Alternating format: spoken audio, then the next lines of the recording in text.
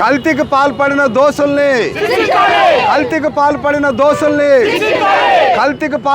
దోషుల్ని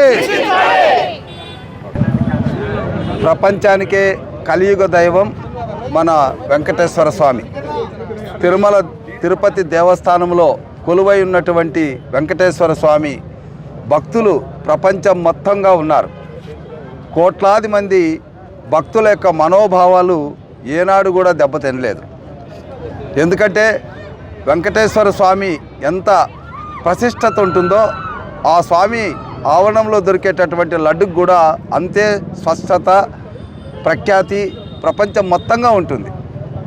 స్వామివారి లడ్డును ప్రసాదంగా తీసుకుంటూ భక్తుల మనోభావాలకి ఎలాంటి ఇబ్బంది లేకుండా స్వామివారి సేవలు అందుతూ ఉంటే, దురదృష్టవశాత్తు ఒక్క ఛాన్స్ అని వచ్చినటువంటి వైసీపీ పాలనలో మరి ఒక్కటి కాదు, ఆ రోజు ఆ 5 సంవత్సరాలు 2019-24 మధ్యన మరి ల్యాండ్లు వదలలేదు, మైన్స్ వదలలేదు, శాండ్ వదలలేదు, ఏమీ వదలలేదు. చివరికి కోట్లాది మంది భక్తుల మనోభావాలకి ఆనవాలుగా నిలివై ఉన్న లడ్డులో కూడా కల్తీ జరిగింది.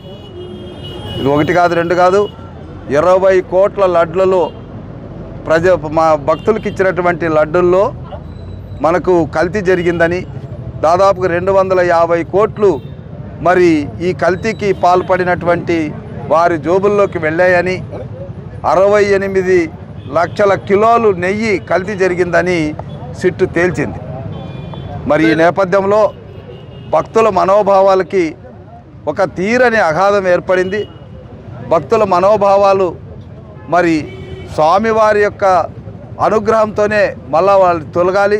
కాబట్టే ఈరోజు వెంకటేశ్వర స్వామి ఇక్కడ గోరంట్లలో నిలవై ఉన్నటువంటి వెంకటేశ్వర స్వామికి ఈరోజు మేము ద్వారాలన్నీ కూడా శుభ్రం చేసి ఆ జరిగినటువంటి అపరాధాన్ని మన్నించమని, దోషులు శిక్షించమని, భక్తుల యొక్క మనోభావాలు వారికి తెలిసి జరగలేదు కాబట్టి కొంతమంది దుర్మార్గమైనటువంటి ఆలోచనలో కొంత తప్పిదాలు జరిగితే అది భక్తులు మనోరకంగా అనుకోకూడదని, స్వామి యొక్క ప్రతిష్టకు ఎలాంటి భంగం వాటిల్లకూడదని ఈరోజు మొత్తం మా మహిళలు, మా నాయకులు అందరూ కూడా స్వామివారిని వేడుకున్నాం.